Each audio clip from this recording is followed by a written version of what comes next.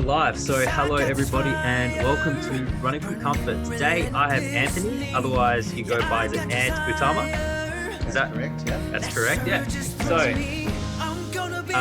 sorry, you were gone? No, I was... I cut you off there. See, you didn't cut me off. You didn't cut me off. I was just saying that, that was everybody correct. listening, this is not being cut, and this is proof that I am the rudest podcast host in the world. Stop listening to this show now. No, keep listening, because this is going to be a great show. Today we're going to be talking about Anthony's story. Anthony, you've quite the story, because you found yourself in Germany, but you're originally from New Zealand. And, well, I'm going to let you describe yourself and what you do. So why don't you take it from here? All right. So, my name is Anthony, a.k.a. my artist name is Ant Utama. And, living in Germany now. I'm here because I have a German girlfriend who I met, which is a long story we can go into later on. But I'm a full-time musician here in Cologne, in Germany. And I've been here for 1 year now, pretty much exactly.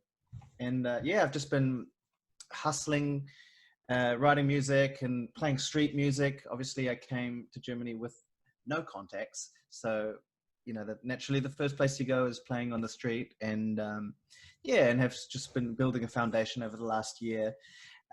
Dropped my first single a week and a half ago. What's the name of that single? Brave. It's called Brave. And very good song, everybody. I've checked this out. It is a great song. Also, I'm going to cut you there. I'm being rude again. Sorry. Go check that out on your YouTube channel. Drop your YouTube channel. So just search Ant Utama on YouTube and you'll find it. The song's also available on on sort of all major streaming platforms: Spotify, Apple, Deezer, etc.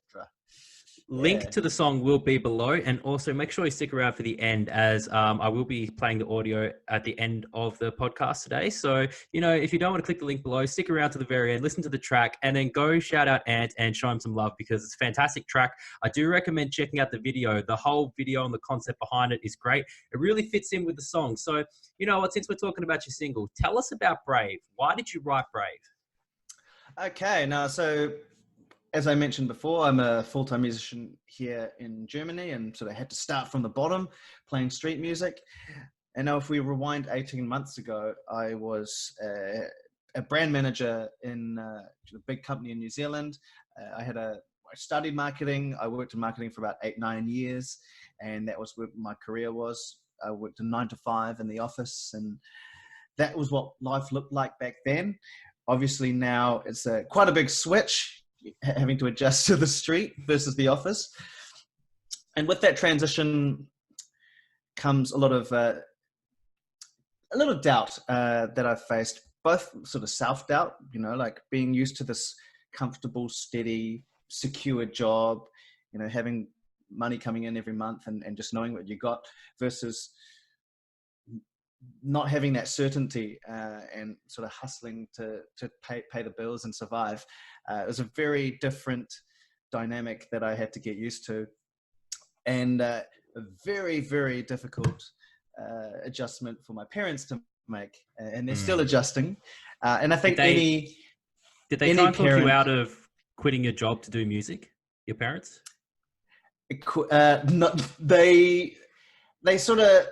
They've always been supportive of music. They love hearing me sing. They come to all of my gigs, or they came to all my gigs back home. But to them, it was always just a great part-time job to earn a bit of extra cash. It was never like pursue this full time and become a famous singer. Not that I can claim that I'm a famous singer, but it was more like a smart way of saving money and investing it into my future, so I would be financially free later on. And I think it's a generational thing. A lot of parents that I've spoken to, my friends' parents, feel the same way. And so that was one of the challenges I faced. I was also a bit concerned about, I had this, built a good reputation for myself as a marketer in an office, amongst my colleagues, clients, etc. And I was a bit concerned about judgment there as well, just like, what's he doing? Is he going through like an early midlife crisis or something? What's going on with him? So there was a lot of sort of pressure from the outside. There was a lot of pressure from the inside. A lot of it I probably made up in my head. And the song actually came from a conversation I had with my dad. So this was 12 months ago today. I had called my dad, and he was concerned because what he saw on social media was me playing on the streets. I was just sharing what I was doing day to day, and he was really worried. He said, when are you going to get a proper job? When are you going to go back and do some marketing again? Because what you're doing just looks like you're drifting. And I told him, I told him before, like, I'm doing music. This is my goal now, and it's full time. It's a full time commitment, and he's just wouldn't understand it. I had to, I couldn't for him to understand. Oh, hang on, sorry. Just left that phone call. I think you just cut off there. Sorry, could you just go back? Oh, okay. So sorry, you're on the phone to your dad. Sorry, and you were saying that you were drifting, and when you're going to get a real job, which very harsh words, but I suppose I'm a concerning parent. But anyway, sorry, exactly. that's where you were before the call dropped. Yeah. So sorry, continue. Okay, so so my dad said, when you need to get a real job. It just looks like drifting in life, and I told him, no, what I'm doing is music. Music is what I'm committed to, and this is my full-time thing now. And he just couldn't really understand that. And as much as I tried to persuade him that I knew what I was doing, he just wouldn't get it. And it was out of love. Like, he just wants, both my parents just want what's best for me. So I, it wasn't like they were unsupportive. They just couldn't understand, what I was doing. So anyways, we hung up the call. He was probably, worried more about his son. I was really upset. My dad didn't really believe in me when it came to music, or didn't believe that I could, pursue this avenue. And I actually cried to myself, and picked up my guitar and started writing a song because, I was feeling quite low at this point. I committed to this music career, and my dad, someone who I really do care about his opinion, and we are close, he thought I was just wasting my time, and that sort of caused a lot of doubt within me at the same time. So I wrote the song to sort of motivate and hype myself up, almost like like when people like manifest things, like they say statements to manifest positive thoughts and positive attitudes. That's what that song was meant to be for myself, just to keep that spark alive when I was feeling relatively low or having doubts. And so fast forward a couple months, I would play this song, practice it on the street, play it at open mic nights and gigs and whatnot.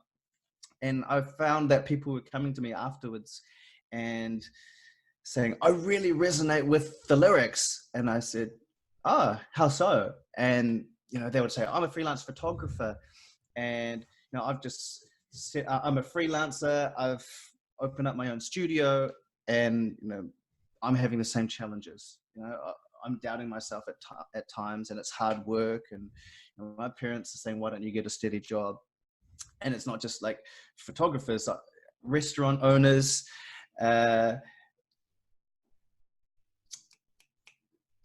it's not just photographers, it's restaurant owners. Well, it's everybody. Creative people. To do things on their own, Exactly. And it's the type of person that basically listens to your podcast, people who are running from comfort. These are the ones that could resonate with the lyrics. And it doesn't necessarily mean, someone who's got big goals to make a lot of money and be successful. Like there was also a girl who was a dentist, but wanted to change careers into a social worker. And, being a social worker, that's not necessarily going after fame and fortune, but for her, that's more rewarding of a career. She wanted to help people. And, her parents were saying, what are you doing taking this big reduction in your paycheck? You know, you've studied to be a dentist. You could be comfortable for the rest of your life. But she found it more rewarding, you know, just to help people. That felt good for her. So yeah, I was getting all this feedback when performing the song, and immediately it just clicked. I was like, this song is not going to be just for me. It's actually going to be a song for everyone. And so I want people to, you know, on a day they wake up and maybe they're not feeling the most motivated, I want them to, you know, press play, hear the song, and then, you know, by the end of that 3.5 minutes, they're ready to take on the day and get shit done. Basically, that's what the vision and the purpose of the song is now. And then sort of not just with that song, but that has now also become my purpose as an artist. And my mission is, through music, is to inspire this positive attitude and encourage people to take risks in life, because with risk often comes better rewards. And yeah, you only live once, and that's what I want to stand for as an artist. No, definitely. There's a lot that I want to unpack there, but before I get into anything else, can you just for the audience and the people listening, could you just go through the lyrics for the chorus of that song "Brave"? And if you're feeling brave enough, no pun intended, would you sing the chorus? Yeah, I'll sing it. All right. I'm just singing it quite quietly. I'm gonna be brave. I got nothing to lose. Get out of the shade. Fill them boots. I'm gonna be great. I've been paying my dues. When I'm brave, there ain't nothing I can't do. Woo! Man. And you see, so listen, I mean, everybody just listen to the lyrics there. Like, everything that you're saying there is so true. When you're brave, there's nothing that you can lose. And as well as that, you know, you're affirming the fact that you're going to be brave. So great. Sorry.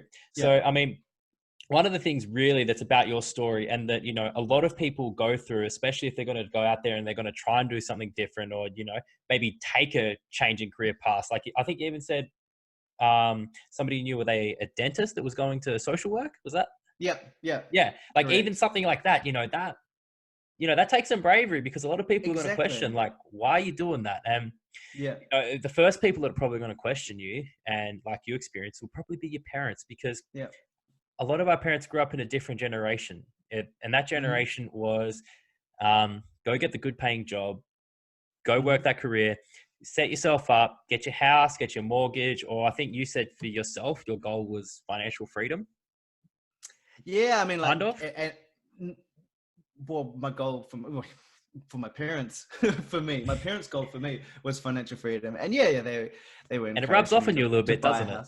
And it rubs off on you a lot. Like, after I'm 30 years old, so after 30 years of being raised by, you know, loving parents, it's basically embedded deep within you. And sometimes when you want to change that behavior, it becomes very difficult, because it's not really instinct. So that's something I've had to learn, is being someone who's been raised to live very safe, not to take risk, just to, you know, live comfortably and smart. Oh, they'll call it smart. Absolutely. Taking a risk, like moving to the other side of the world and trying to be a musician, playing on the streets, that was so uncomfortable for me. But just over time and just doing it day after day, it becomes your normal. So for anyone who's like scared to take a leap, once you've taken it and you just stick with it, it becomes it becomes your comfort zone, basically. Yeah, and like, you know, a few general comments I want to make here. And the first one is one of my favorite old sayings: "You got to risk it to get the biscuit." Yeah. That's very true in life. Yeah. You know, a lot of us will try and minimize the amount of risks we take in life, and, you know, sometimes that's a good thing, but in other ways it could be a bad thing. Because I suppose the point I was trying to make earlier is, we do live in a generation where it's becoming more and more possible to do what it is that you want to do, what it is that you're talented at, what it is that you're good at, because a lot of different industries, such as, you know, film, music, or it could be anything. You could be a creative person. You could be an artist, whatever it is. You can go out there and you can market yourself. Like, you don't need to wait Yep. for like somebody else to notice you. You can go out there and do these things yourself. I mean, you've been very, very active, and I want to get to that in a moment. And like you said, you were on the path to living one of those, you know, comfortable lifestyles, right? Yeah. You know, you had your marketing career, getting Mm-hmm. yourself ready to be financially free. So you can, I'm imagining part of that, you know, the dream that you were being sold was you kind of retire early and rely on passive income, I suppose, ends Yeah. up Yeah. becoming a bit of the ultimate goal. Yeah, exactly. Just, you know, buying a house and like writing off that appreciation and value. And my dad still has worked for the same company for 30 years. So my Mm. entire life, he's worked for one company. And, you know, he's an amazing dad. He's done a great job. He's given myself and my sister, you know, all the opportunities we needed, opportunities that my parents didn't have when they're growing up. So I can't fault them in No, how they've done it. And but you know, yeah, we're a different generation, and I think we want different things, and there's also more possibilities for us. So mm. we just need to remind our parents that They this just, is they the just want us case. to look after ourselves because they're spending our inheritance. No. Well, I don't No. spend their money. I don't ask for their money. Like, this is one thing that so I actually I found you off the Gary V podcast. Mm. And so I'm a listener of Gary Vee as well. And yeah, one of the things he says is, as long as your parents are providing for you, you're living under their roof and they're paying for you, then you have to do what they say. Mm. And And if it's, you want to do what you want, you have to fund it yourself. You can't just mhm. expect it both ways. So yeah, so I don't I don't borrow money from my parents to go fund my dreams.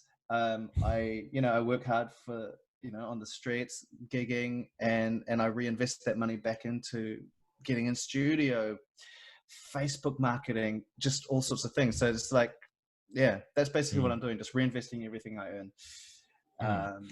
for the long term. Yeah. And so then if just before we continue, so just what I Mm-hmm. really wanted to sort of just note here is, especially all the people in the creative sphere, you know, the people that your single Brave is about, or really just anyone in general, you're probably going to stumble across a point in life where it's like, well, maybe I do want to do something different, or maybe I want to pursue this.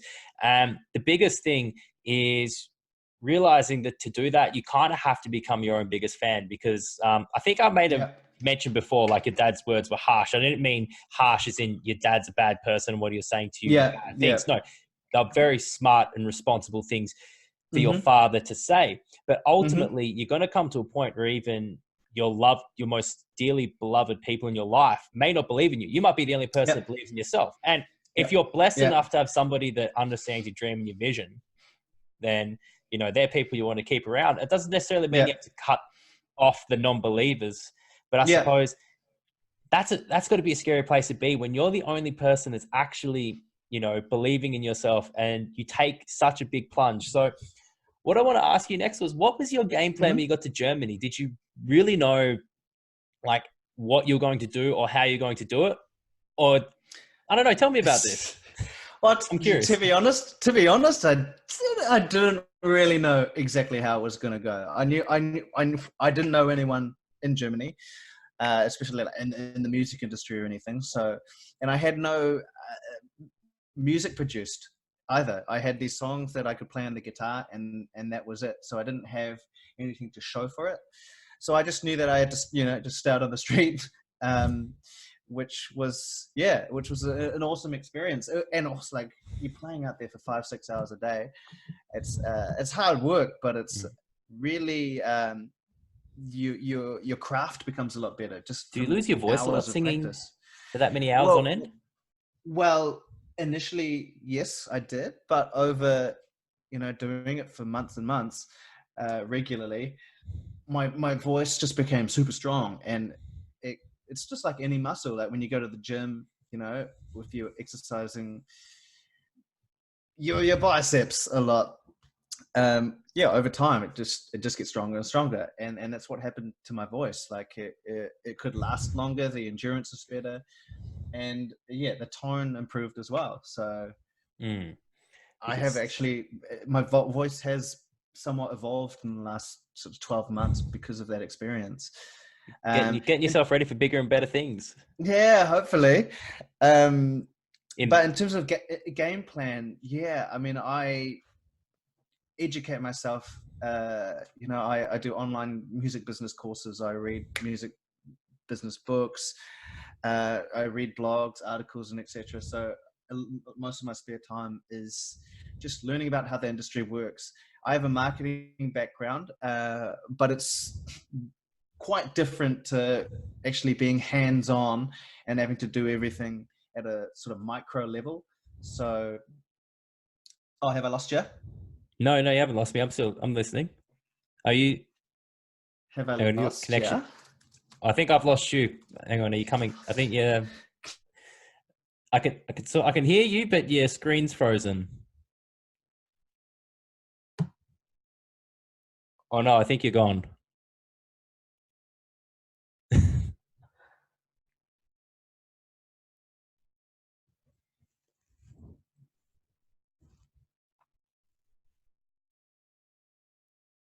Ah, Was hello. that me? Was that me, or was it? I'm not actually sure, to be perfectly honest. But we're back. We're recording. Okay. Hello. Is What this? were we up to? Sorry, we disconnected there for a minute. You were talking about your marketing background Yep. and how it's very different in terms of marketing yourself within the music industry, I think. Yeah. Yeah. So, I did marketing for a big company. It didn't really have an online focus. It was more like selling products on shelves within big retailers, which is obviously Mm. very different to the music industry. Social media, getting stuff out on Spotify, uh, and keeping up to date with all the new platforms. Watching It's a Gary Vee, very so you have to post 10 watching pieces of Gary content a Vee. day, otherwise you're insecure. Yeah, I definitely don't do that, but yeah, so I had to learn a lot. Like, despite my marketing background, there was a lot I didn't know, and it's still a lot I don't know, and I'm figuring out as we go. So yeah, in terms of game plan, I've just been sort of rolling with it, I guess, and taking opportunities as they come, being open to opportunities. One awesome thing about being sort of a full-time musician is, not having a day job is if an opportunity comes, I can just take it. I don't have to, ask for leave or, worry about getting shifts covered and that sort of thing. I can just say, yeah, I can make it. I can take it. Mm. Which surprisingly, there's been a few of those situations where something last minute has come up and I've been able to snap it up immediately. So you're not necessarily financially free, but in a way you're a bit more time free. Not that, you Yeah. have tons of like spare time. I mean, I imagine you must be very busy, but you're Yeah. free to kind of take things as they come. Exactly. Yeah. Yeah. I have the flexibility and the freedom Mm. to do what I want and prioritize what I want. Like, I'm my own boss, I guess. So Must be a good feeling. I it has pros and cons. Like, it's a good feeling. Another thing I've had to learn is meeting deadlines. Previously, I reported to a manager, and if the manager said it needs to be done by the state, it was done by the state because I would lose my job if it wasn't. Mm-hmm. Today, if I set myself a deadline, it's me holding myself accountable. And Mm. earlier on, I was very forgiving. If it wasn't done by that day, it's all right. Yeah, you've been busy, you've been doing other things. So it's just I've had to learn to set a deadline and actually stick to it. And And when it comes to like releasing music, that's very important. now is it more like you sort of at the point where it's like, all right, let's be less forgiving. If I need to get this shit done, is it like I'll stay up till 2, 3 in the morning if I got to, like, let's Yeah, roll. yeah, I am. Yeah, basically doing a lot. For example, like the single that I released, it's just relentless emails, direct messages to blogs, Spotify playlisters, YouTubers. I've just been, in a week, 40 hours purely on admin, excluding any music. And that's what people often don't see. I'll share it on social media that, I got this article or this review written by this blog. That's I worked my ass off to get that review. Unfortunately, often it's not natural that people will find the music. You've actually got to put it in front of them. And, it's the same with us doing this podcast. People listening, they don't know that, I actually found the podcast Running from Comfort, and I approached you and I asked to be part of it because I wanted to share my story and my music. And that's something that struck me. You're very proactive. And I think that's something that a lot of people maybe don't understand, because I imagine you're not the only proactive musician out there, but a lot of people, when they're getting into something that's a bit different and it is a bit of a hustle, I think sometimes people think that they just fall into it or they luck into it. They're very unaware of like all the work that goes into it. And I mean, for you, when I got that message from you, like, hey, I'm a musician, I'm about to release my single. Do you want to give it a listen? By the way, I heard your podcast. I'd love to come on and tell your story. I'll read that message. And first of all, I'm humbled. I'm like, oh, this guy's heard my podcast and he thinks, my podcast is a good enough platform that he'd want to tell his own story on it. And two, I thought, geez, this guy's got a bit of hustle and bustle in him.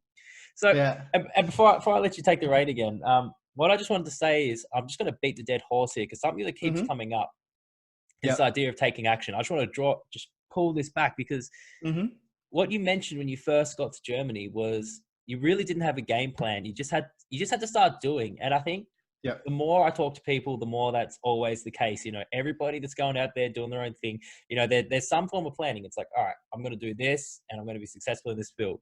Other than that, it's not about sitting around and wasting time and procrastinating about it. It's about just getting shit done. Yeah. So you have built yourself up a bit of a hustle, a bit of a music hustle. I mean, I think you said you did 40 hours of admin just on your single. Now, I want to pull away from the single side of things, though. In terms of what you're actually doing musical-wise to bring in an income, what do you do? So in terms of the income, so I've only got one single out, and streaming income's not huge, especially for a relatively unknown artist. So I don't make any money on that. I make my money off playing street music, and over the course of this year, I've managed to sort of build up a relatively good reputation as a cover singer, which is not necessarily my dream job, but it pays the bills. So people do hire me for functions, corporate functions, weddings, birthday parties as well. So I do that in addition to street music, which pays my rent, and anything excess to that goes back into music. So, I got to pay a producer, I got to pay to promote my music. So it's just, it's an ecosystem. But that's how I get my money at this point. And my goal for sort of the next 12 months is to be increasing the gigs where I'm actually singing my own music, but that's, my main goal. I want to be doing less of these cover gigs, but at the moment there are means to an end. I'm just curious, have you heard of an artist by the name of Anderson .Paak? No. Okay, just quickly, if you haven't heard him, and this includes any listeners out there, go check out Anderson .Paak. His music is phenomenal.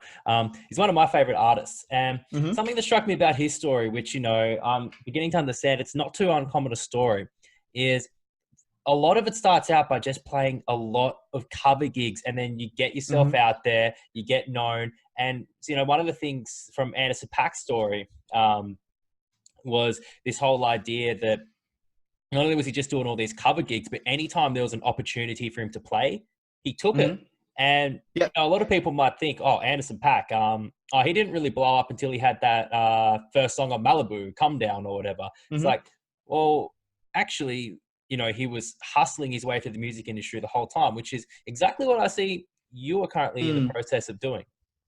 Yeah, and I'll be completely like transparent about my how the actions I take, and as I said, I sing at weddings. When my new single came out, I was emailing every wedding couple that I had sung for, and I said, "Here's my new single. Please enjoy it, listen to it, share it with everyone who is a guest in your wedding. Like, this is what I'm doing." And sometimes it might feel a bit, wanky, for lack of a better word, or yeah, you feel like you're being annoying. I get yeah, that. That's what I feel like yeah, when I share my podcast from time to yeah. time. But it has equated to, not everyone is interested, but some people responded and said it's an amazing song. I'm absolutely going to share it with the guests at my wedding. And you just got to put your pride aside and just do it. And when I said I was, doing 40 hours of admin, contacting Spotify playlists, bloggers, etc. Yeah, I'm literally getting maybe 1% response rate in return, and I'm just following up. If they haven't replied in a week, I'm following up. But it's a numbers game. Is what I'm You had to learning follow very me up quickly. too, because I've been a bit slack lately. I've I been a did bit have to slack follow lately, you people. up. Yeah, that's true. I was like, hey man, so when are we doing this? That's exactly right. So yeah, So I can it's vouch for just this. it's just it's taking action and just basically putting it as far and wide as you can. And I'll also share with you another sort of strategy that I am trying to do as an artist. Now, I mentioned, the people that I believe will relate to my music are those creatives, entrepreneurs, freelancers, small business type of people. Just yesterday, I was firing off emails to co-working spaces around Cologne, because there's a lot of people who just have a shared office. It's not only is it a great networking place for people, but I actually contacted the office managers of these places, and I said, I'm a singer-songwriter. Here's my latest single, so you have the vibe, I guess. I would love to come in and perform for free. Like, I just want to get in front of what I perceive as a really good audience for my music. And I also want to help. I think my music will help them with their challenges as well. So that's sort of my marketing hat is showing through. Like, this is how I'm approaching it. And it's not just like trying to be on the trendy music blogs and cool, pure artistry. Like, the reality is, self-promotion and marketing is a huge part of it. It's in the last month, it's been probably 80% of my work. So that's what a lot of people don't see.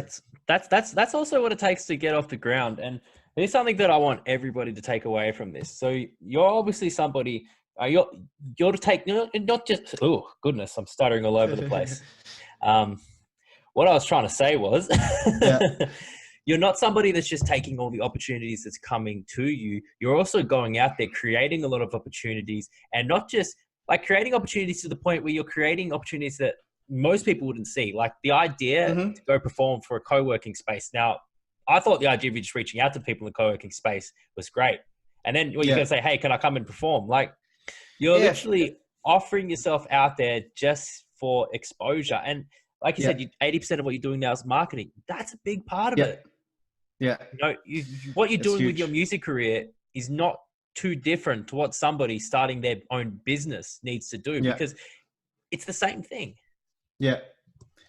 And I'll credit that idea to actually, so in my marketing previous life, one of my clients, we're actually really good friends now, and he's still in New Zealand, and but we catch up monthly, and I've sort of adopted him as my marketing mentor to help me with promoting my music. And it was actually him that came up with the idea. So having a mentor is also really, really good, because sometimes you can feel like you're just in your own head and you're not thinking outside the box. Getting someone else who is an expert and also, you know, as a friend, can really help out as well. Mm. No, it's always good to have people in your network that you can bounce ideas off of. Yeah. It's definitely, I've got a friend, shout out to Dre or Andre from Different Kind of Genius, who appeared on his show. And, you know, we probably catch up with a phone call every other week, and, you know, we bounce ideas off each other. Yeah. He's a lot better at taking action on them than what I am, but I'm getting there. Yeah. So this is, this guy's name is Kane. Shout out to Kane. I know he's going to listen to this, so I better mention his name. But yeah, he's a very creative guy with really cool ideas. And his daughter is actually in my music video. So I don't know if you remembered seeing a little, yes. So as an 11-year-old girl, that's his daughter. Yeah, spoiler for the music video. You had, so, you know, if you haven't watched the music video yet, go watch it and come back. But anyway, press pause. So in the music video for Brave, what I thought was really cool was you highlighted other people singing the lyrics to your song. Can you explain the concept behind that?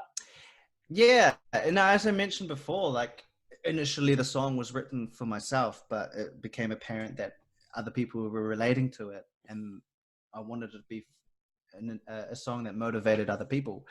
And then I just started thinking about people in my life, friends and maybe acquaintances who were being brave in their lives. And, you know, you just, maybe I wasn't super close to them, but I just, you know, scrolling through Facebook or Instagram, you see that some people, you know, up to some pretty cool stuff. So I, you know, contacted 8 people, actually like more than 8 people, because, you know, some people weren't available, which is all part of it. And you're a hustler, so yeah. I'm sure you hit up half your Facebook friend list. I probably contacted about 12, and then like 4 either said they were unavailable or just were not contactable or were too busy. So in the end, I got 8 people who I see as doing something brave in their own lives. So, you know, there's a girl who's also a singer-songwriter. So she produces her own music in her bedroom, and that's super cool. And she's fully invested. She does that full time. Another girl who wants to be a musical theater actress, Sammy. So she was studying to be a nurse, but she quit her studies because she's like, that's not what I want to do. I actually want to do musical theater. There was Tim. He's a 45-year-old, but a few years ago he quit his, you know, well-paying job in IT to start up his own yoga studio. So these people are all around. I'm not the only one. I'm always talking about myself, you know, as part of my marketing, is how, you know, it's this brave story and this brave journey. But the reality is there's so many other people doing the same thing. And I wanted to highlight that and give them a bit of love. And I also wanted to show viewers of the music video that the song is not just about me. It's about anyone who's out there taking a risk, pursuing their form of happiness. Yeah. So yeah, and I really like that concept behind it, and that's sort of what I gathered from watching the video. So once again, if you've not checked out the Brave music video, this is, you know, your 3rd chance. Go check it out. Yeah, exactly. But, you know, moving on, because I suppose part of being brave as well, and you did touch on this a little bit earlier, is getting past that fear of judgment. A lot of that fear of judgment ultimately comes from insecurity. Something I feel like I've learned is the less you judge other people, the less judgment you hold against yourself, the less insecure you are. That's something. Yeah. That's just something that like I've been working on in the background. But I just want to put this out there. My biggest insecurity at the moment, from time to time, is every single time I'm about to hit release on a podcast, I get this thought, and it's like somebody who I went to school or university with that I don't even talk to anymore is going to listen to this. They're going to pick out somewhere where I've said something embarrassing and haven't even realized, and plaster it all over the internet, and I'm going to become a meme sensation. And every single time I'm about to press publish, I'm like, damn it, that's not going to happen. That's the insecurity I have to overcome. Now, I remember when we first spoke, you said, you know, you were sort of worried about, you know, what do coworkers think? What do these people think? What's one of your bigger insecurities, and how do you handle it? Yeah. So initially, I guess I had built up this reputation of who I was back home, and, you know, who my new goal or my new dream was so contrastingly different that I was just worried people would think I was nuts. When it came to colleagues, and it's funny you say I was worried about colleagues. I just recently, last week, changed my LinkedIn after 18 months, mind you. After 18 months of doing music full time, I actually finally changed my LinkedIn profile to singer-songwriter / artist. Because, taking steps. And yeah, and the reason it took so long was because I was worried about what these colleagues under a professional setting would think of me. And then I thought, if music doesn't work out, at least I can go back to marketing. So by not changing it, I was in a way not committing to what I was doing. So I used the release of my single as an opportunity to say, hey, everyone all LinkedIn connections, recruiters that I've previously dealt with, suppliers, clients, ex-colleagues, by the way, this is what I'm doing now, and this is my song, and this is me from now on. Hey, I basically just been did. gone for a minute, but yeah. What was the response like on the LinkedIn though? No, it was good. Like people were, and people on LinkedIn are, not necessarily my close friends. So there were people who weren't Facebook friends or Instagram followers who had no idea what I was doing. And and they said, oh, that's awesome. Good on you. Like it takes a lot of courage. And so it's been really positive. And, I will be using LinkedIn as a platform that I post things to in future that I see relevant. As we said before, like I'd say all your music is relevant. I don't know. I don't think I see many people post music on LinkedIn. So I almost want to say this quietly. I think that could almost be a good idea. Yeah. Well, yeah, exactly. Like especially there's a lot of entrepreneurs and freelancers on there with their own businesses. So it's a great platform to reach them. And yeah, no one's really posting music up there. So yeah, so that's what I'm going to try. That's what I'm going to do. But what was okay, it? so I think I went left of what your question was, but okay, no, I was just asking what the reception on LinkedIn was. But I did have another question, and this one I'm curious about. Because I think the single's great. My honest impression of it, I think it's really well put together. It's a really well produced song. I can feel the message and the meaning behind the song. And having to have chatted to you now, this is the second time we've spoke over Zoom call. I really get that vibe from you. But what I want to know is, have you had like any negative feedback to the single yet? And if so, how have you received that? How have you digested it? Well, to be honest, I haven't had any negative feedback on the song. That's probably because it's my first single. Most of the people listening are people in my sort of social circle. So I think people, even if they don't like it, they probably don't want to tell me that they don't like it because they just don't want to offend me. So, but actually before I launched it, there is a website where you can upload your music and you can get reviews from random people. And so because I was like, my friends are just going to say it's good because they're my friends and they want to support me. But your friends are nicer than mine. No, I'm joking. Oh, like I'm a Kiwi, and us Kiwis, we don't like to. We'll tell you behind your back, but we don't want to tell you to your face. So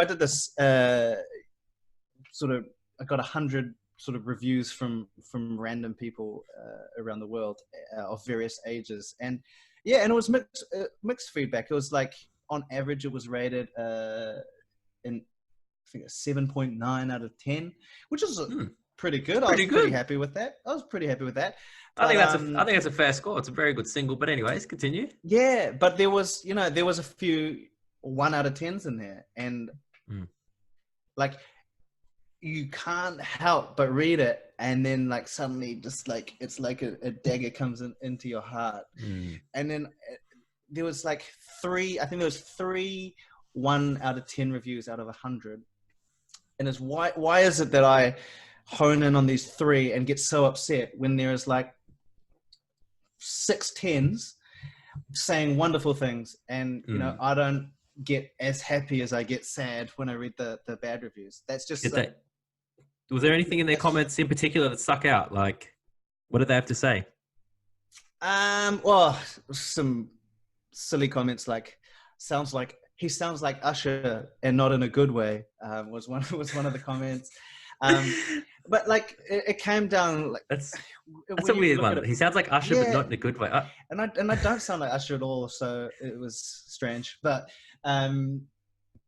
when it comes down to it, like it's just opinion. If you don't like that type of music, it's subjective. Like music is subjective, and there's no fact that this is good music and this is bad music. It depends on I agree. Unless it's me singing, then it's awful.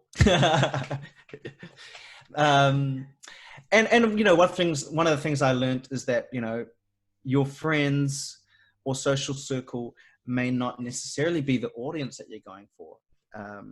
You know, I make pop music, and I have friends who don't like pop music. They like alternative or hip hop, or, you know, something completely different to pop.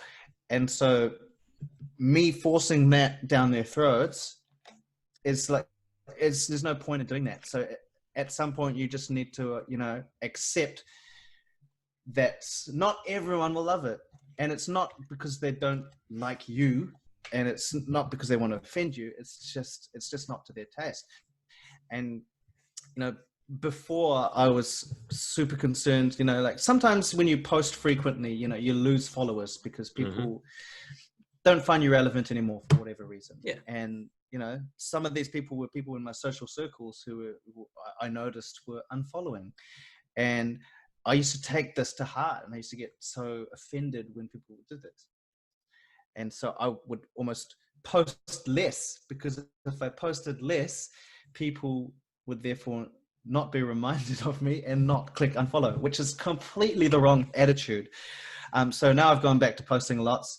Yes, people drop off all the time, but more people come on as well. So, and you're refining your audience by doing that. Yeah, exactly. You're keeping the people that actually are interested in what you're doing. You're finding new people that are interested in what you're doing, and you're losing the people that, I mean, I hate to say it, they might have been to a degree pity followers. Like, you know, I really like Anthony, I want to support his music, and then they look and they go, maybe it's too much in their newsfeed. And I mean, I can relate to this. Like, not all my friends want to listen to my podcast, and I get it. When I start throwing it out there all the time, it's like, I don't really care about your podcast, Zach. Sorry. That's cool. I'll find people that will. We can still be friends, right?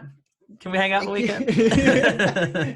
But I mean, like, that's exactly what goes on there. I believe goes on their mind. Like, he was a nice guy. Like 5 years ago, we worked together, but I don't need to hear about his songs all the time. And it's just accepting that will happen, regardless of if it's music or you have a business or whatever.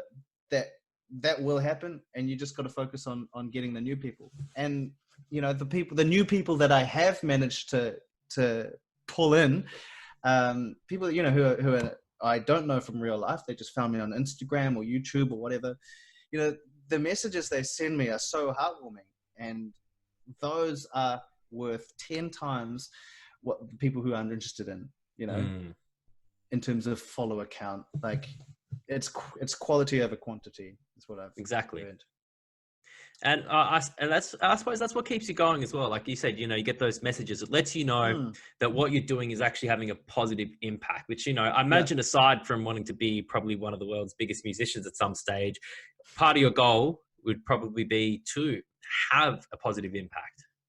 Yeah. I mean, and so, and this is another thing that I've learned. I read a lot of like self-development books and, you know, self-help books, and trying to manifest success. And one of the reoccurring themes was that you need to have a selfless goal. And Gary Vee talks about this a lot. It's, you know, you just want to add value. Hang on, I think I'm losing you there a little bit. Okay. Sorry. Where did I... That was my connection. It's okay. I think it's back now. Sorry, you're saying... what did I... Hang on. Is it stable yet? It's fine for me. Is it fine for you? Yeah. Yeah. Okay, we're back. Yeah. So no, sorry. You were just saying how Gary V, says you need to have a selfless goal. Yep. Yep. So Gary Vee says you need to have a selfless goal, and not one that's of being selfish. For example, wanting to get rich or wanting to get famous or whatever. And so, a few years ago, I've sung for a while, and a dream of mine has always been to be a famous singer. Mhm. But that was a very selfish goal. And so it was only through this journey that I realized that I want to be the artist that just inspires and motivates people and empowers people to go for their dreams. And that is now the thing that drives me. I just want to have a positive impact on people in their day, and whatever happens in my music career as a result of that, I hope something good will come of that. But at the center of it is this goal to inspire positivity in people, which and You're already from doing reading a it. lot of books. Oh, thank you. Myself included. Yeah. Yeah. Oh, thank you, man. Anyway, sorry. Sorry, you were about to make a point. I just had to interrupt you there. So, continue. Oh, and I was just going to say that, from reading a lot of these books, that's one thing that I learned. I have always been pretty selfish, like growing up. Like, it's just how I was. I don't want to say it's how my parents raised me, but it's just how I've always been. It's very I, th- like I looking think after we all are. myself. Some I, people are very charitable and giving, and like I'm in Germany, for example, and people are so conscious of community, and it's really good. And sort of, playing on the street, I've noticed how generous people are here, and that is something that I've sort of learned, is to be less concerned with myself and try to help other people out. But just what I just want to say this. I just want to make this point. Just what you were saying there. I used to be quite selfish. Mm-hmm. I think to a degree we all are. And I suppose if your parents put more selfless values into you as you're growing up, you're Mm-hmm. less likely to be more selfish. But Mm-hmm. like when you meet a selfish person, and like maybe someone criticizes them, it'd certainly be something like, "You think the world revolves around you."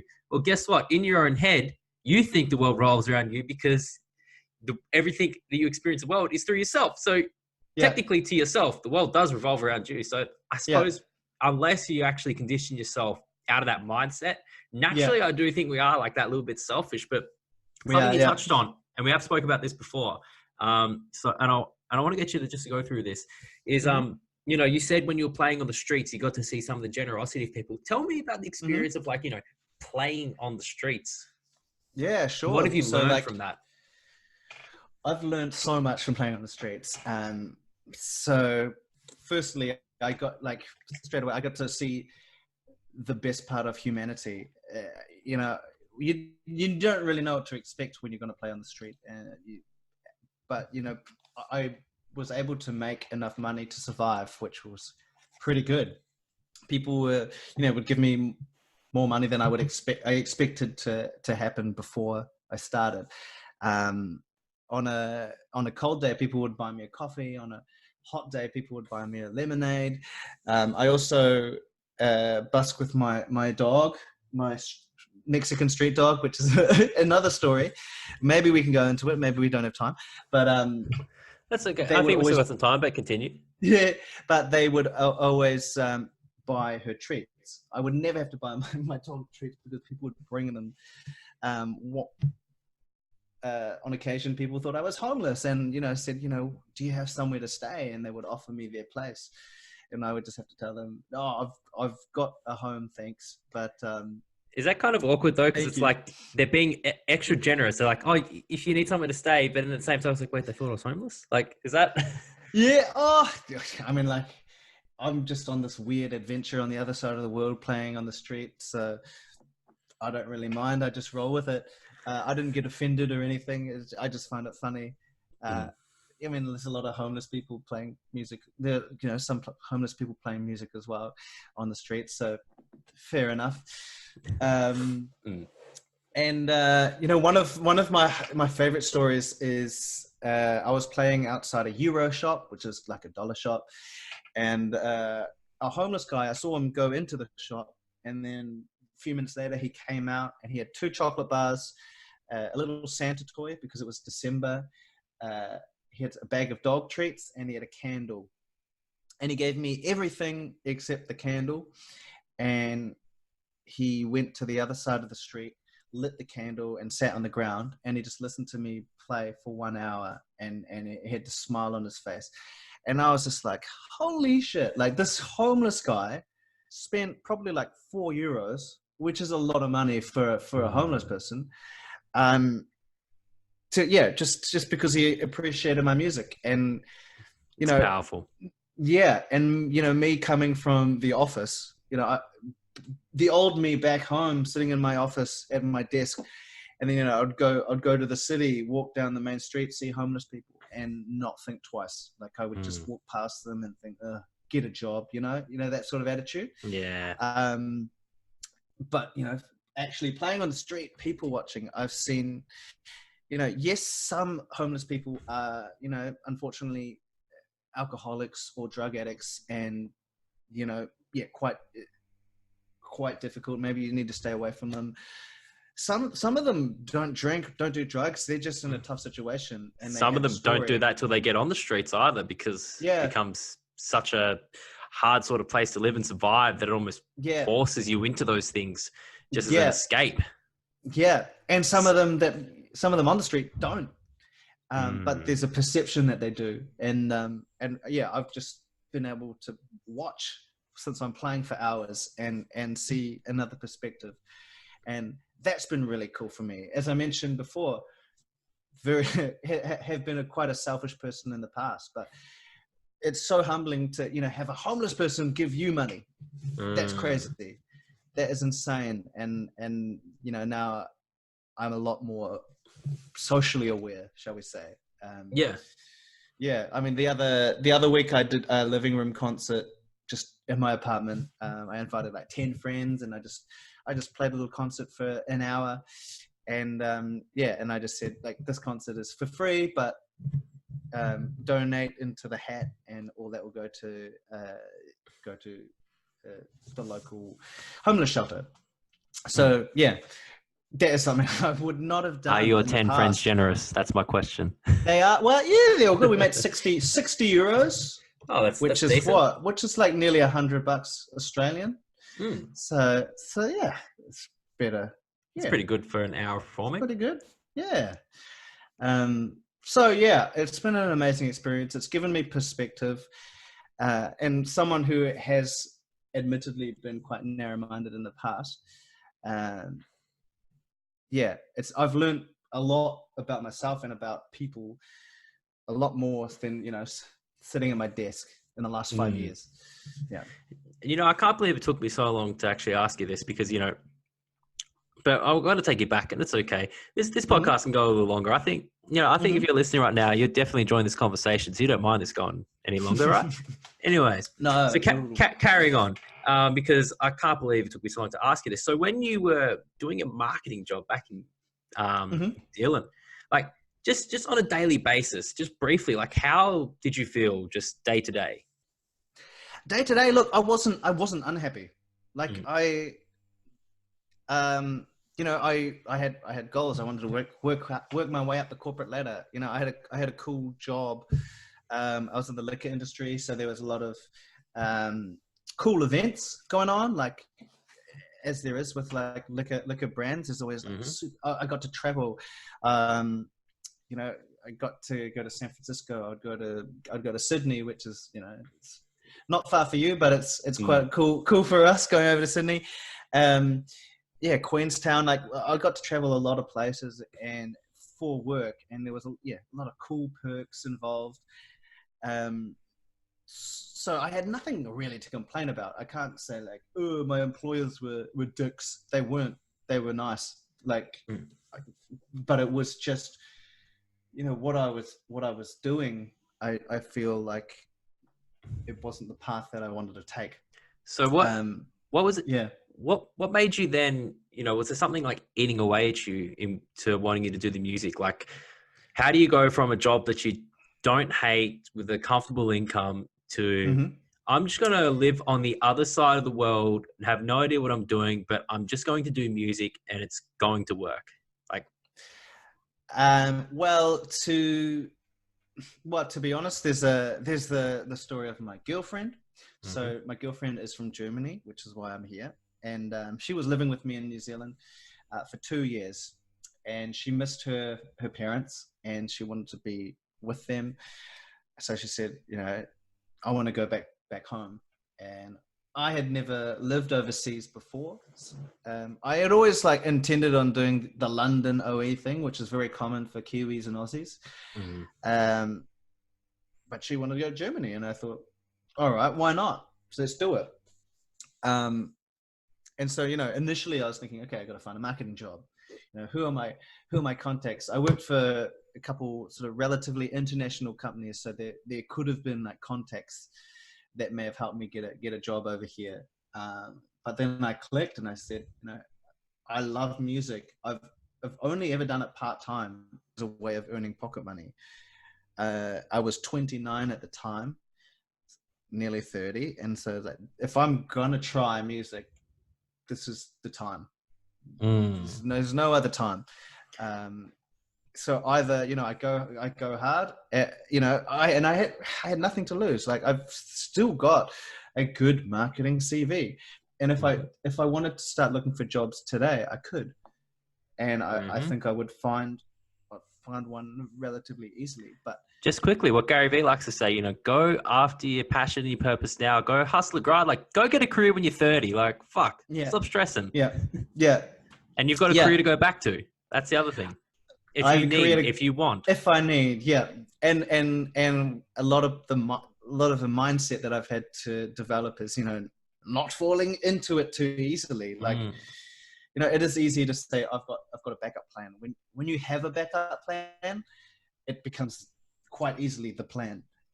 So I've had to stay mentally strong to not go towards that temptation. And that, there has occasionally been moments where I thought, oh, this is really hard. Maybe I should just send a CV out. But I know that if I do that, this whole thing will have been for nothing. So yeah, that's basically how I fell into this path. Yeah, so it was a girlfriend that got you to Germany, and it was the opportunity to be somewhere new where you decided, let's just give this one good crack. Yeah. And look, it's a lot easier being someone anonymous on the other side of the world where no one knows you, to do something as bold as playing street music and just, no one knows who you are. You don't have this reputation to uphold. You can be someone new, whoever you want to be. That's a unique opportunity. So I understand, that's challenging. It would be a lot tougher if I was still in New Zealand, in Auckland. If I played on the streets of Auckland, every second person would be someone I know, and that would be, I would find that so uncomfortable. So I still think you'd do fine. I reckon, you've got it in you. Yeah, that would require being very, very brave. Well, at least you now definitely probably would be able to, but you still would have probably before, but I suppose I get what you mean. Me being from Hobart, being in Melbourne, it does make me feel a bit more free in terms of, I don't care if I embarrass myself as much. I can relate, but I haven't necessarily sung in front of a crowd. That's not my forte. So even though I acknowledge that, I don't want to sing and I'm a bad singer, I still get semi-embarrassed singing lyrics to songs in front of people that know me. So I'll tell you what, you've picked yourself one hell of a career that you really need to be brave in, no pun intended. Yeah. And look, I've released one song. If you open up Spotify, look at any artist, they've got albums out. So it's I've only just, sometimes I think oh, maybe it's, this is quite hard. And I'm you've released one song, keep going. See, I And wish I could give you yeah, advice here, because I suppose you must to a degree be torn between the marketing side of things and the writing side of things. Is there a bit of a yeah, push and pull there? yeah. There's that. I mean, like I can't get rid of the marketing side because that's what I studied and worked in for like 8-9 years. Um, however, that is the reality. That is a huge part of it. Mm.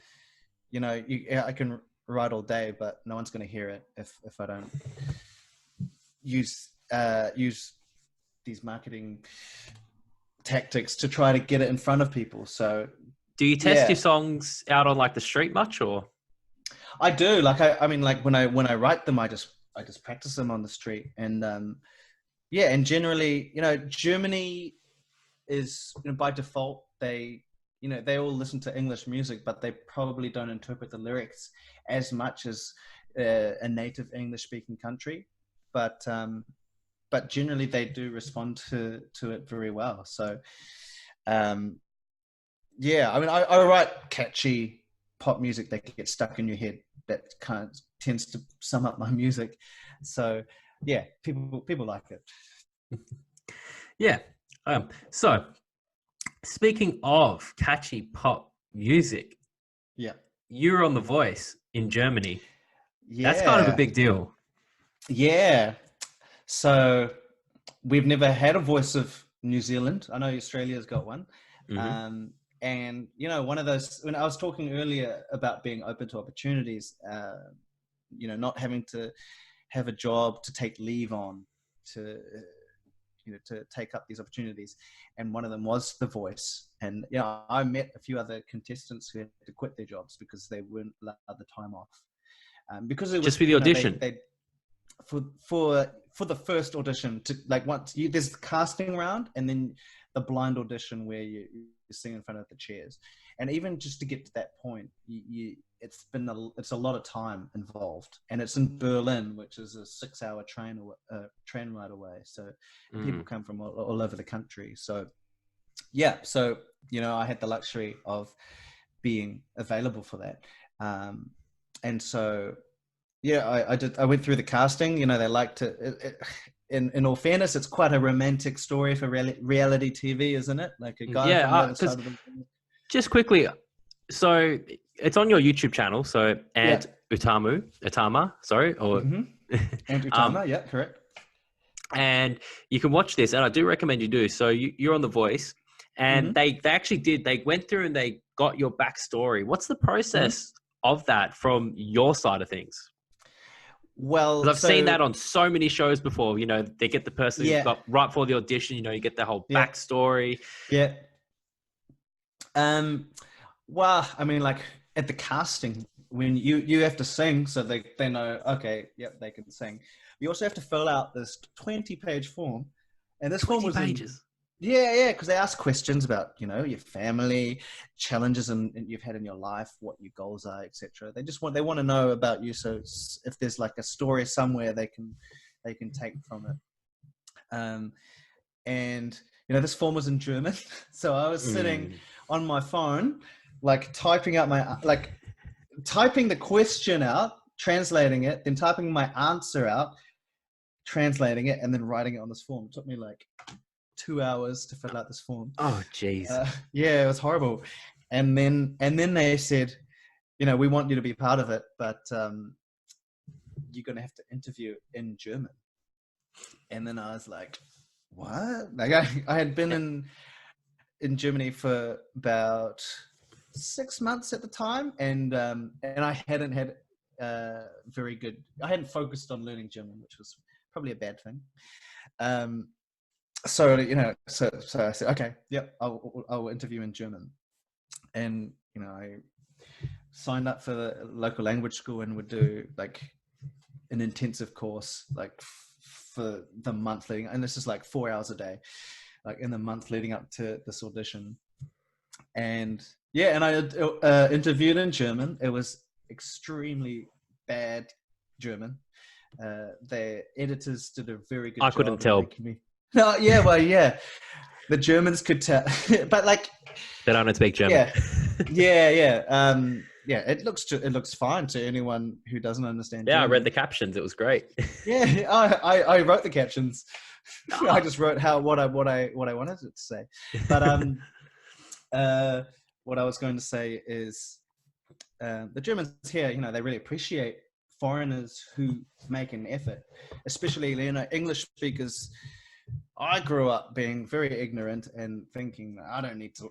I know English. That's the main language of the world. I don't need to learn another one.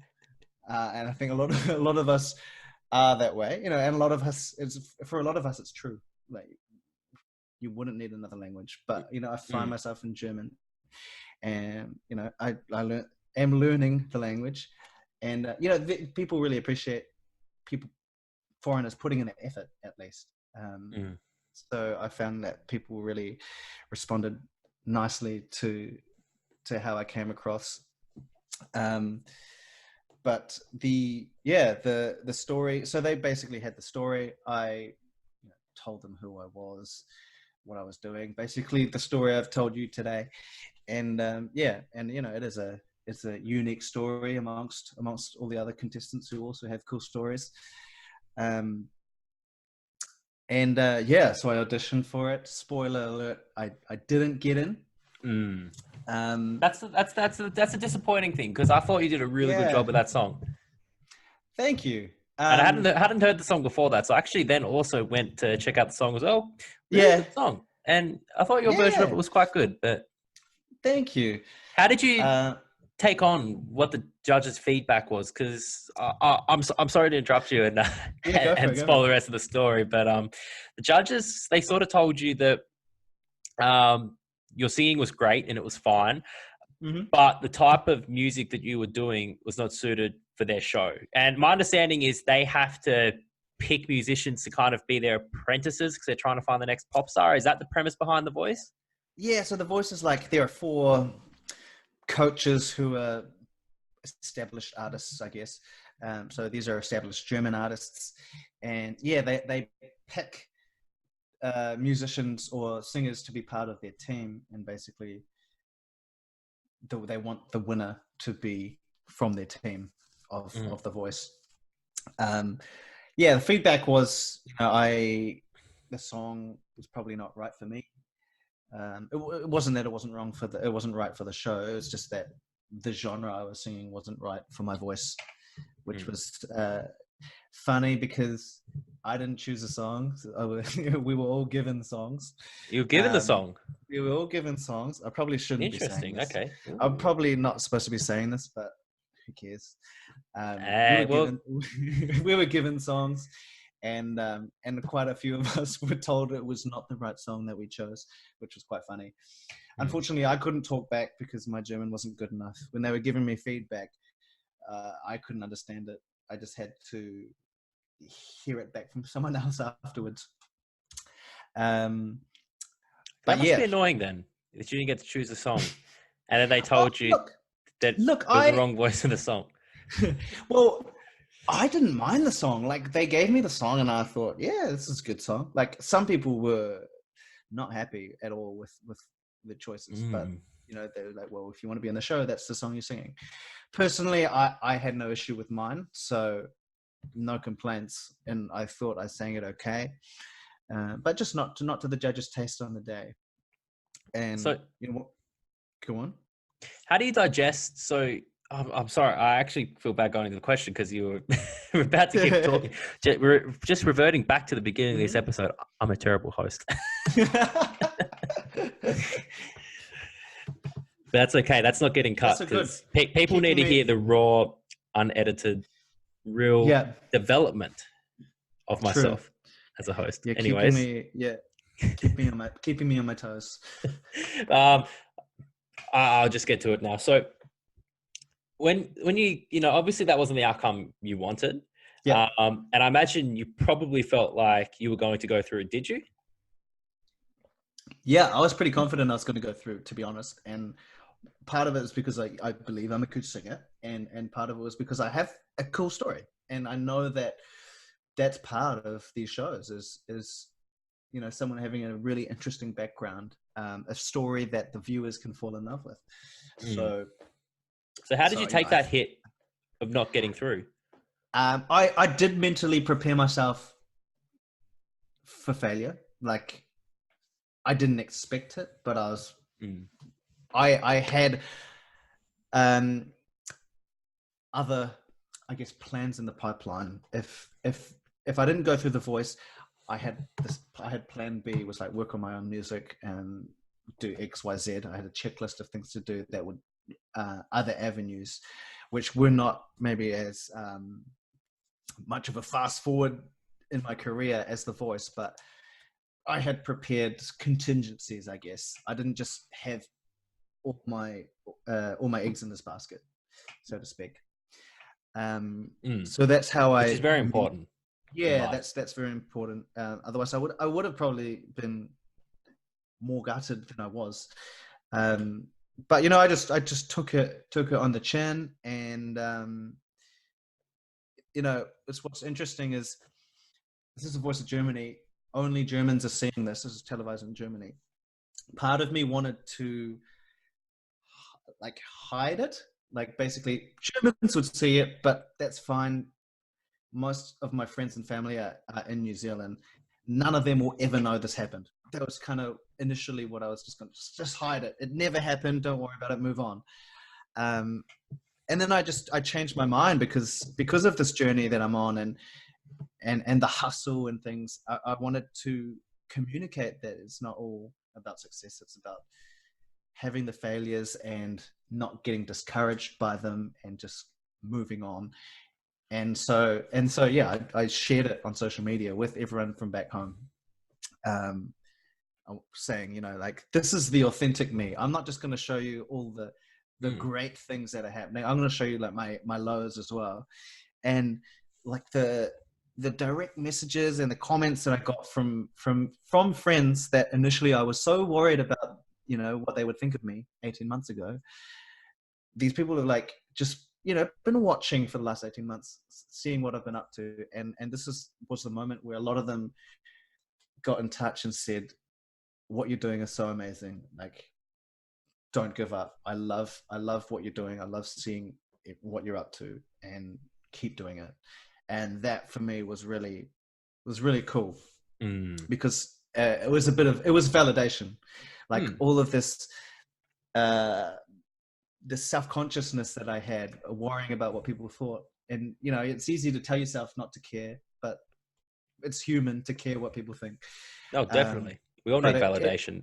As much as we like to pretend we don't, we do. Yeah. And but it was this moment that I shared, would actually reach out and say, hey man, that is super cool. Keep going, don't give up.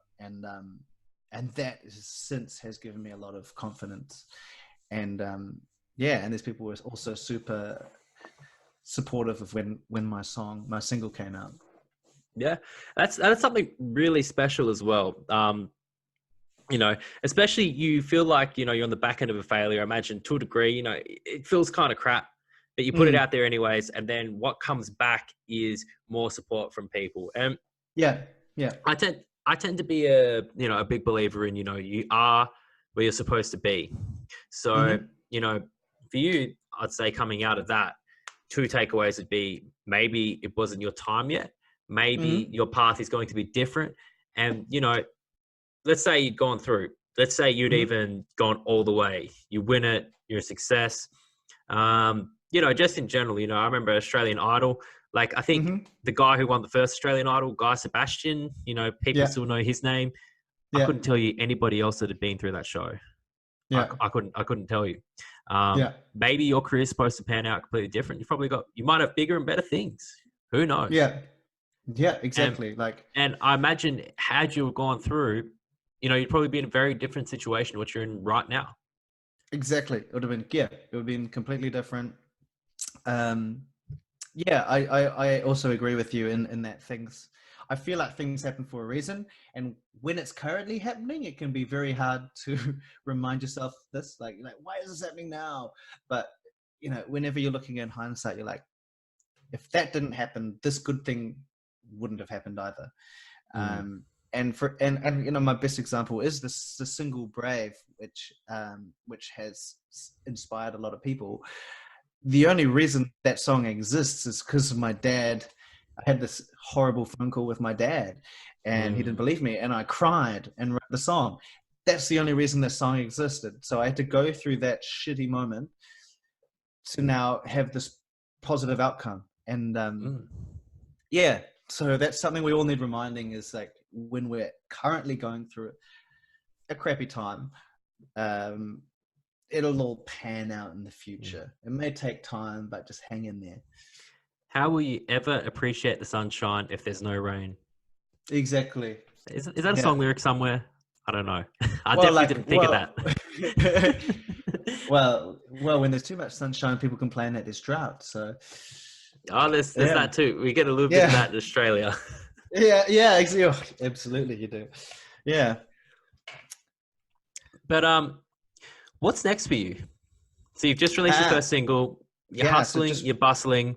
I imagine you mhm. know what's next for you is more hustle. But what's next in terms of, I don't know, what is it that where do you want to see your music career progress to? Um, I mean, so I've basically got this. I have this mission of inspiring people to, pursue their dreams, and I just want to. I don't necessarily have the formula to, to be successful. I just know at the moment I'm just taking one step at a time. I've got a new single coming out on the 29th of November, and I've got Month's time. in a, Ooh, yeah, in a that month's time, could and be out by the time this drops. yeah, I got a new one coming in January, another one in March, another one in April. Uh, so I've got stuff happening, got stuff in the pipeline, and it'll just be, yeah, putting new music out, building up this catalog, more of the hustle, trying to play my music in as many places as possible, as well as, continuing to contact Spotify playlists, music blogs, etc., podcasters even. So Mm.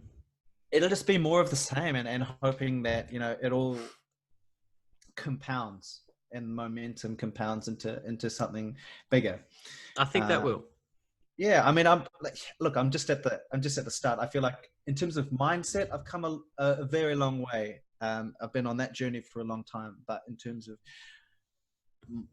being out there as a singer songwriter artist, like it's just getting started. So yeah, I still got mountains to climb, I believe, but Oh, we all so do.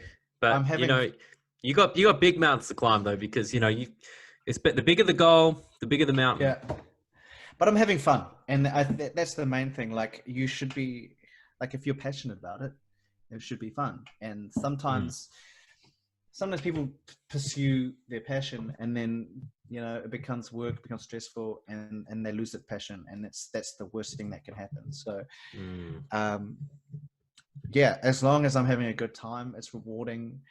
I have energy. Like, I used to always find that in my previous jobs, my girlfriend would complain because I'd come home tired and lethargic, and she said, "Oh, you got no energy. Is it your diet? Is it genetic? Or like, what's I going like on with she you?" defaults to diet.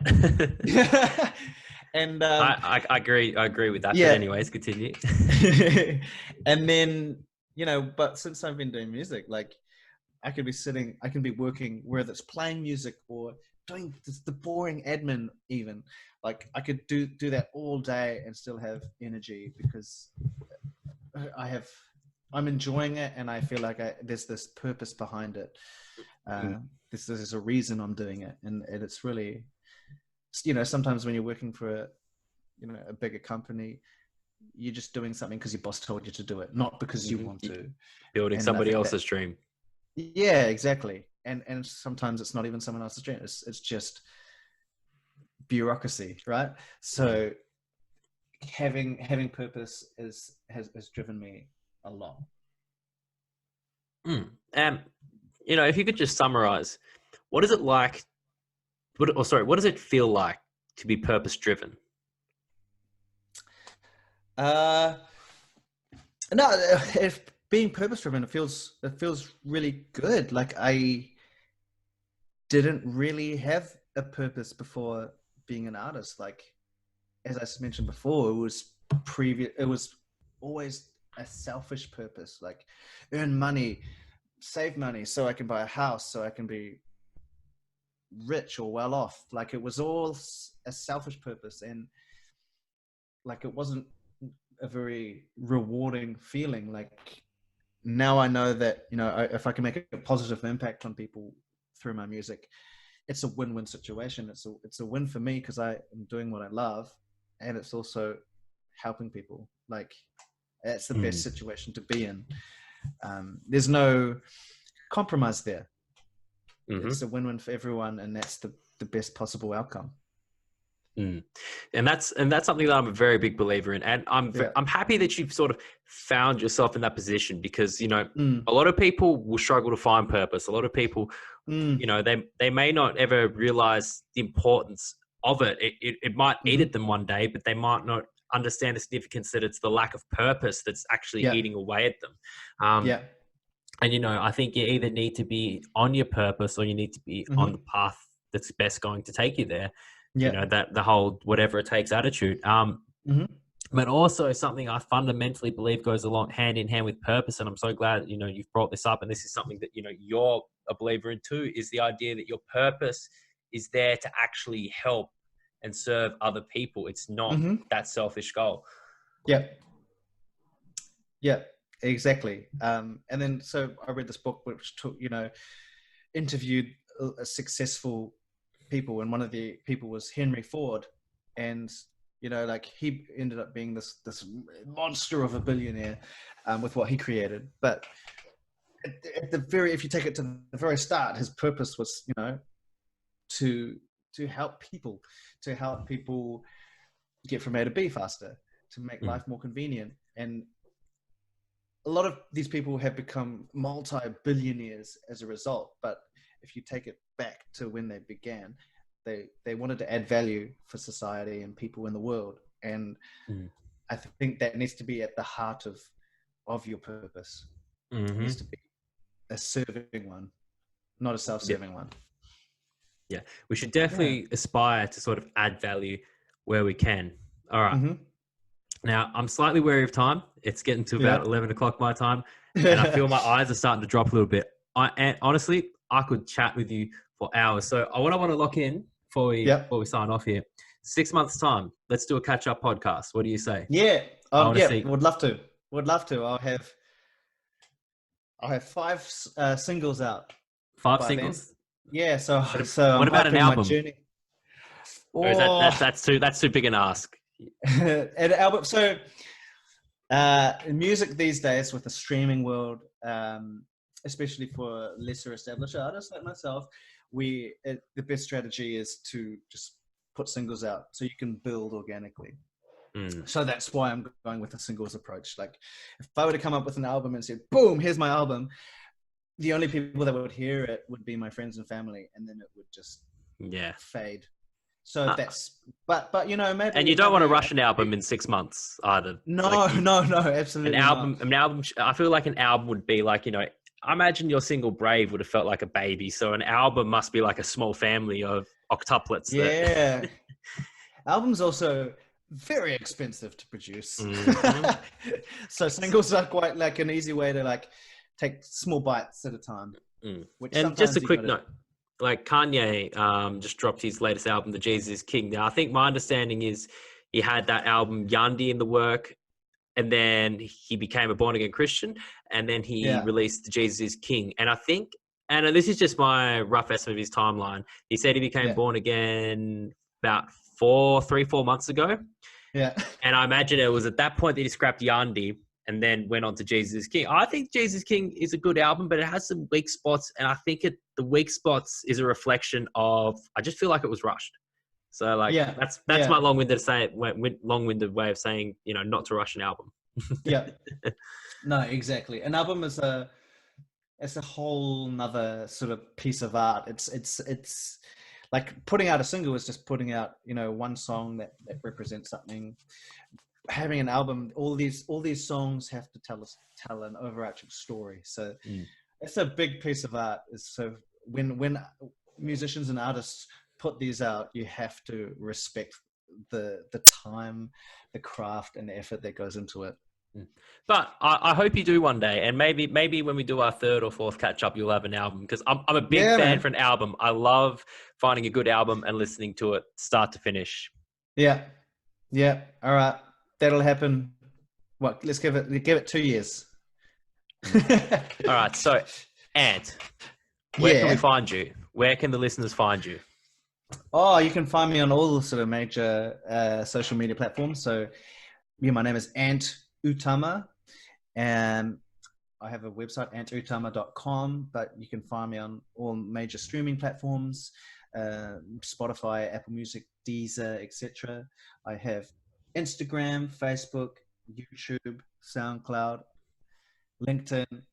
I've even got TikTok because Gary Vee told me to start up a TikTok account. So I'm pretty much everywhere. You told me what you're doing for your TikTok videos. Can you tell the audience just they go follow you? Because it sounds fantastic.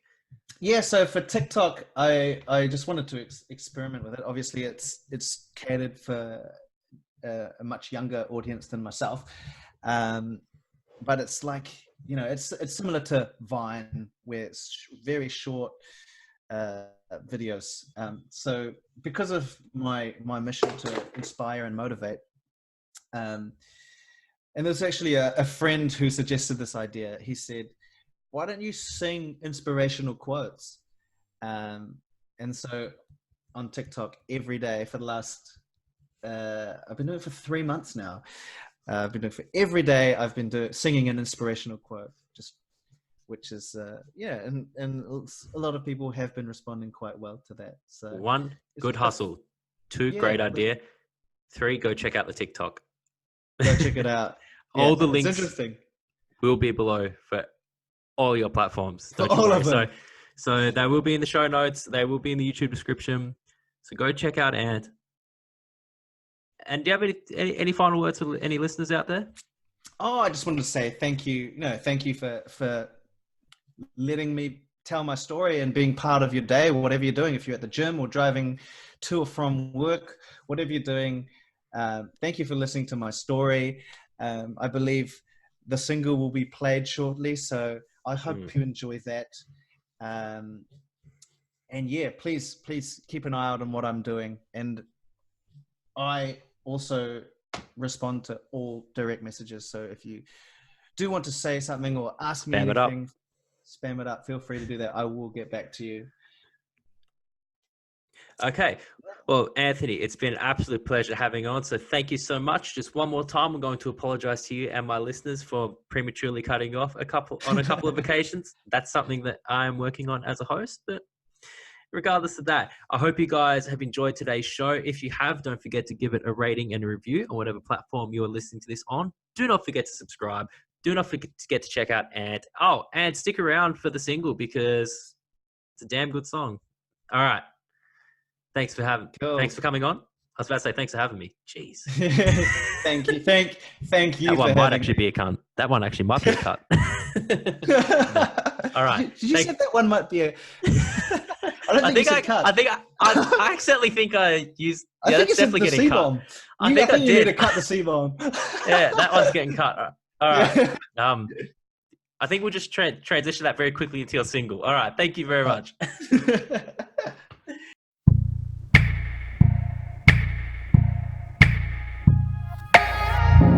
All my life I've been tired of hearing you're not good enough. Oh, I knew I was gonna prove them wrong and show them what I'm made of. My father said, you're just a dreamer, pull your head down from the clouds. If you work hard like me, in 40 years time you retire and be living the dream. I said, but I got this fire. As I got to my feet, yeah, I got desire. As I planted my seed, I'm gonna be brave. I got nothing to lose, get out of the shade. Feel them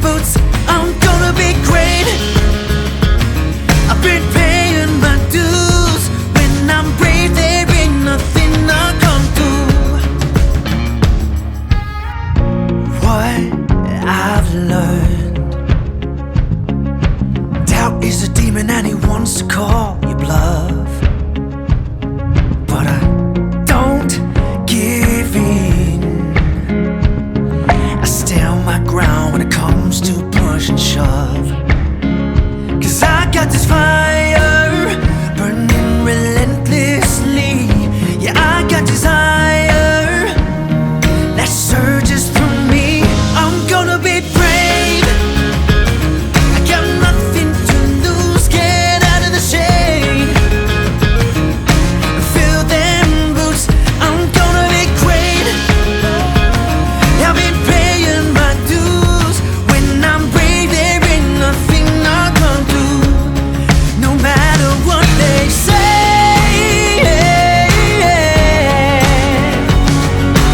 All the doubts and sneers, all the burning in my ears. I'm not afraid, yeah, yeah.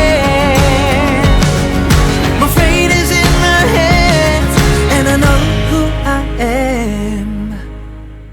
Oh, I'm gonna be brave. I got nothing to lose. Get out of the shade. Feel them boots. I'm gonna be great. I've been paying my dues. When I'm brave, there ain't nothing I can't